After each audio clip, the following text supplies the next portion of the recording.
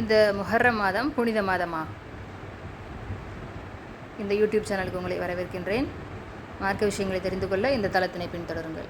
இறைவனின் திருப்பெயரால்.